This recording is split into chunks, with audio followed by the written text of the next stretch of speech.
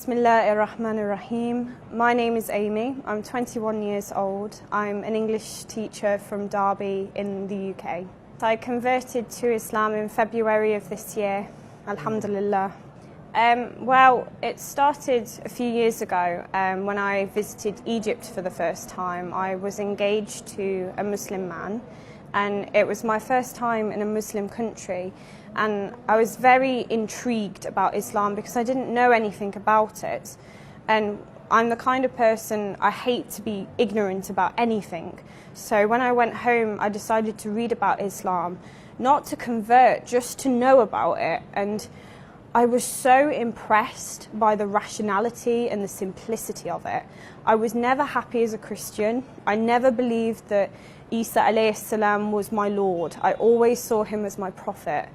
And the fact that Islam says that you only worship your creator, it completely appealed to me. And when it says in the Quran to love and follow the Holy Prophet sallallahu alaihi wasallam, I couldn't help but fall in love with his beautiful character. The fact that this was a man who stood for justice for all people, Arab and non-Arab, black, white, women, children. I couldn't help but just fall in love with Islam. And wallah, I was so close to converting, but various things happened in my life, and I had to leave my fiance. So for about a year I went away from Islam, but I felt a calling to come back. That one particular night I had a dream where I was back in Egypt, and I was just sitting in the mosque that I had visited, and I was sitting making dua. I woke up from that dream and I said to myself, subhanallah, I need to pray salah. I went and prayed 2 rak'ah. I said, oh Allah, you know, if you want me to be a Muslim, then please make it easy for me. And at this time, I was still Sunni. I'd been told by my Sunni friends, don't go near the Shias. The Shias, they worship Ali alayhi salam. They do this, they do that. All this Wahhabi propaganda, which is completely false. So I never considered being Shia. But alhamdulillah, this one day I watched a lecture on YouTube, a Shia lecture, and I was so close to turning it off because I thought this is wrong, I shouldn't be watching this. But out of sheer curiosity, I watched it, and it completely changed me. The rationality of it, the simplicity of it, and the intellect was just so admirable. You know, I couldn't help but just be enthralled by it. And I watched more of these lectures. I read more about Shia Islam, and all my misconceptions just completely melted away. And learning about the Imams alayhim salam, you know, learning about Amir al-Mu'mineen Ali alayhi salam, the fact that Allah prepared him from a young age to succeed the Holy Prophet sallallahu alaihi wa alihi, and learning about their lives and what the caliphs did to be with Fatima salamullah alayha, and what later they did to Imam Hussein alayhi salam at Karbala, I said to myself, how can I be hypocritical and say I love Ahlul Bayt alayhi salam and love their killers? I just couldn't do that. I said no, I'm either with them or I'm with their enemies. And to me it was simple. I was always going to be with the Ahlul Bayt alayhi salam. So alhamdulillah, you know, Allah, one of his names is the bestower of honours. On the day he chose me to be a Muslim, he said it's not enough for Amy to be a Muslim. I want her to be a Shia of Ali ibn Abi Talib alayhi salam. And when I think about it, it blows my mind of how blessed I am to have found this path. Alhamdulillah, shukran lillah. You know, alhamdulillah, you know, when I sit and think of the problems that I face, really they are not problems in comparison to what some reverts have faced. That my family, alhamdulillah, you know, they have always been open-minded. In fact, they have always defended Muslims. When there have been people around us that have said Muslims are terrorists, they did 9/11, they did this, my parents have always said no, real Muslims aren't like that. So when I said to my mum and dad I want to be a Muslim, you know, they said just whatever makes you happy, Amy, you know, we just want you to be safe, we want you to be happy. And don't get me wrong, there has been tensions between me and my parents as such, but I just I just pray to Allah to keep me patient. And alhamdulillah, I feel like as the months go on, it's getting better and better. And with my friends, there were kind of two groups. I had the vast majority of my friends were absolutely brilliant, mashallah. Like, they don't treat me any differently now. They still love me for who I am. But then I had a lot of Christian friends that I made at university, and when they heard that I converted, it broke their hearts. And I actually had some of my friends come up to me in tears saying, how can you forsake Jesus? How can you do this? And it hurt me to see them like that. And even to this day, like, they try and persuade me to come back. And I just say to them, like, if you knew what I knew, if you could feel what I feel, like, honestly, you would hold on to it. Even if you were holding on to hot coal, you would still hold on to it. And if you really knew Jesus the way I've learned about Jesus now, you would know that Jesus would follow Muhammad and Ali Muhammad, and that he would never forsake them. And Allah is the all-powerful. Sometimes we limit him, and Allah can do whatever he wants, kun fayakun. I just pray that he will open their hearts, because I feel sorry for anyone who doesn't have Ahlul Bayt alayhi salam, who doesn't have Imam Hussein and Abul Fadl Abbas alayhi salam.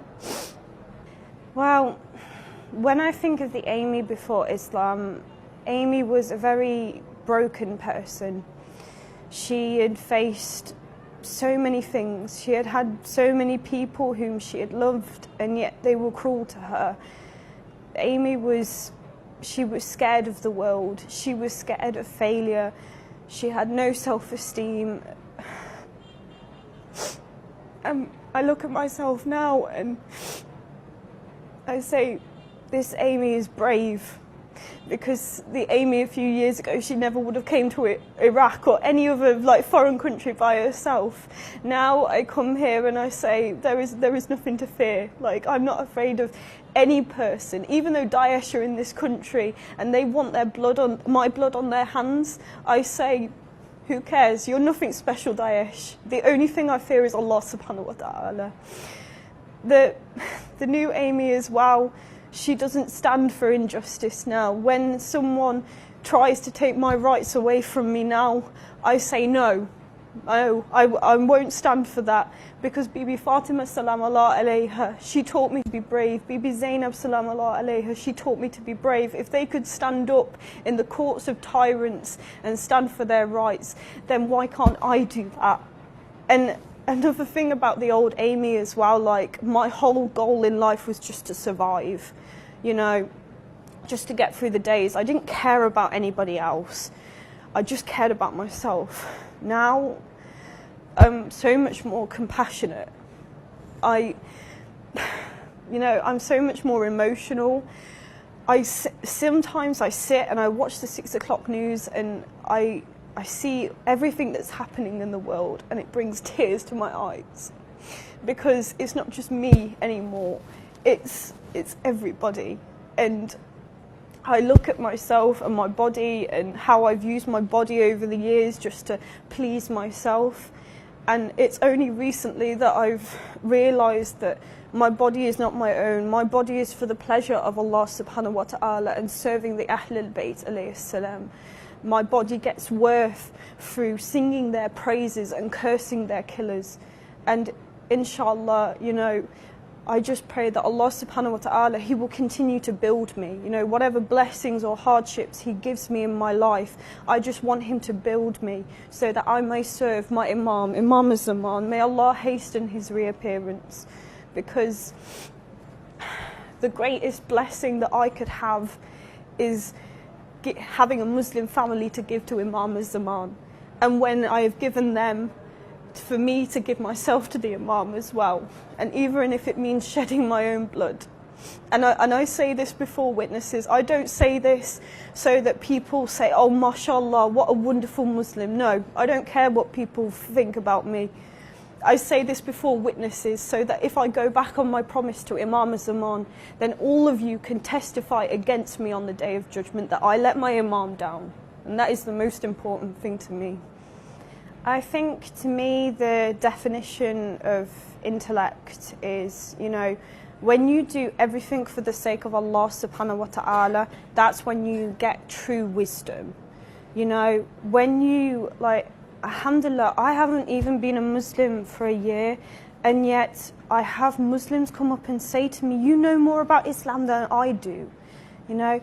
But that's the thing, when you have the sincerity in your heart that you want to do this for the sake of Allah subhanahu wa ta'ala, He does everything for you. And Bibi Fatima salam Allah alayha, whatever she did, whether she was teaching the ladies of Medina, whether she was looking after her children, looking after her husband, she did it all for the sake of Allah subhanahu wa ta'ala.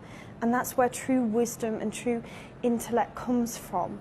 And, you know, as a woman, like, I have never ever felt inferior to men, you know, and I strongly believe that women, you know, just as Imam Hadi alayhi salam says, sometimes women can even be better than men because of the superiority of their sincerity and their intellect. Oh my God. No, I don't sit here as a righteous woman or a pious woman. I am just a normal woman. I'm just a servant of Ahlul Bayt alayhi salam. I'm not Bibi Fatima salam Allah alayha, but I'm working on myself. I'm working on trying to be better, to be the best that I can be. And even just being in Karbala for a few days, I feel so much has changed from me. The day I took my Shahada, Allah subhanahu wa ta'ala, He forgave all my previous sins.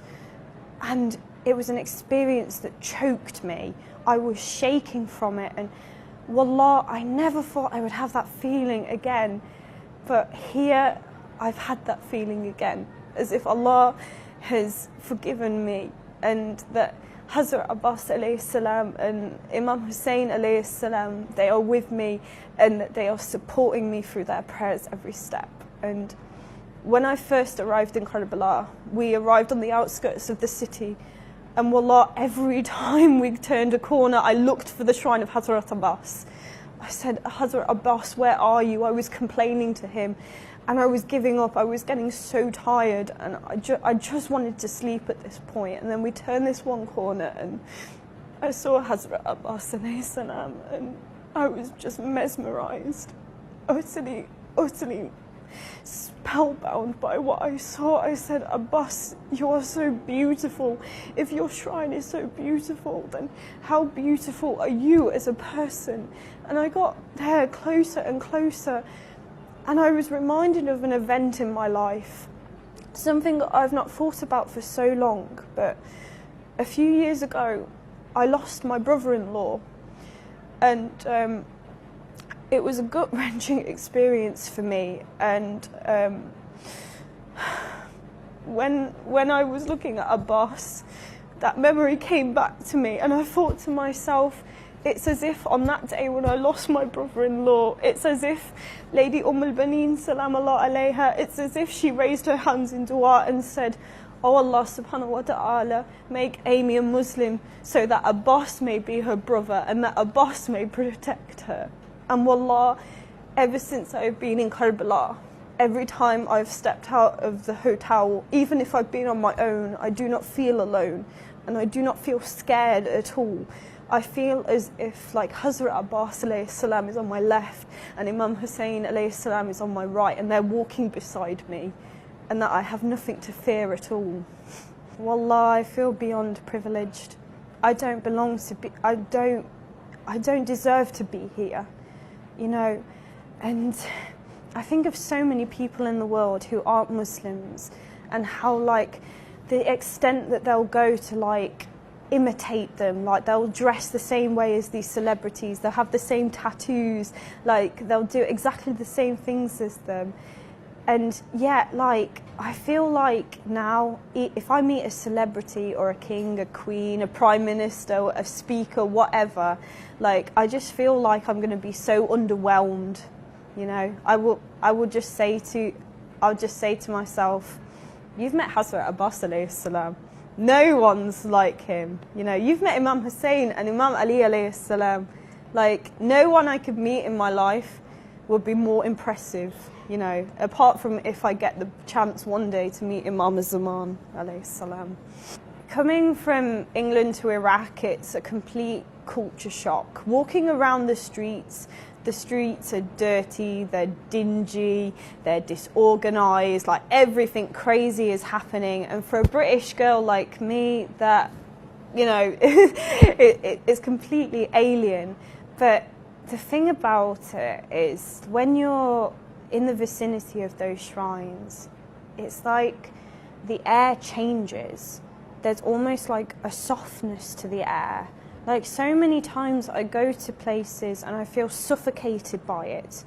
But here I feel like I can breathe, and it's so calming. Even when I've been like sardined between like hundreds of people, the air is so soft and kind of comforting in a way. I can't describe it. I've never experienced anything like that. I feel as if like I will never feel sadness again. And like when I think of like all the pain that I've felt in my life, when I'm by those harams, that pain isn't there anymore. It's just gone. It's like they've just taken all that away from me, and all that emptiness that I felt inside, it's just disappeared, as if it was never there in the first place. I think my body's going to be on that plane, but I'm not going to be there. I'm just going to be here. And it hurts the thought of going away from my masters. You know, when I first arrived here and I was sitting and I was making my du'as to the imams, I said, I feel shy to ask anything from you. And I made pledges with them, and I said, you know, I'm going to be a better person. And I think as soon as I get back to the UK, the first thing I'm going to do is talk to my mum and dad about everything I've done here, because they're not Muslims, and I'm properly going to explain to them about why I love Ahlul Bayt alayhi salam so much. And one thing, you know, when I was speaking to Imam Hussein alayhi salam, I said to him, I want to make a pledge to you, but I don't know what to do. And it's as if I got the idea in my mind, and it said to me, you should be more patient with your parents because they don't understand. And that's one of the first things, inshallah, that I want to do. And not just with them, but with my friends and my sister as well, who, you know, have seen my complete transformation, and maybe they don't understand it fully. And further to that, what another pledge I made was, you know, I'm going to continue with this knowledge that I'm learning. And alhamdulillah, my mosque has, you know, they entrusted me to start giving majalises to the sisters that go there. And I haven't even been Muslim for a year, and yet they have trusted me to do that.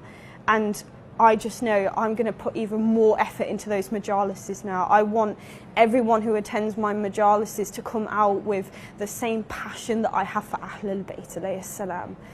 And as well, I just, wherever I go, whatever I'm doing, even when I'm doing the most mundane things, whether I'm just going to the gym, I'm just going out with friends, I just want to be a walking example of Quran and Ahlul Bayt alayhi salam, and tell as many people as I can about them, because, you know, we shouldn't take this for granted for what we have. I feel like every person in the world deserves to have this feeling that I have right now, and I want to share it with everyone, inshallah. Yes, definitely. I've had so many people talk to me about Karbala and what it is like, but Karbala is beyond words and it is beyond pictures. When you're here and you see the beauty that is surrounding you, you can't put it into words, you can't describe it to people. And this is frustrating for me because I'm an English teacher and I'm a writer. So when I try and kind of tell everyone like my experiences, but I just can't find the right words to do it. And I just say to anyone, you know, anyone who has just a % of curiosity about Karbala, I just say, come here, you know, because my words will never do justice to you to tell you how beautiful and how extraordinary this place is, you know. My final message is to come here, to come to Iraq, and not to be afraid. We hear so many stories about Daesh and our enemies killing us left, right and centre.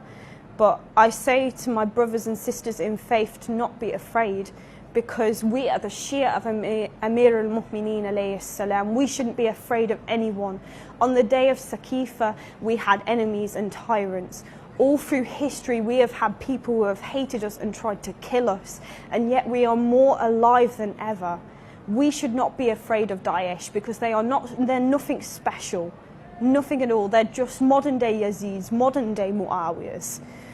Imam Hussein alayhi salam tells us that it is better to die on our feet than to live on our knees. Why should we be afraid of anyone?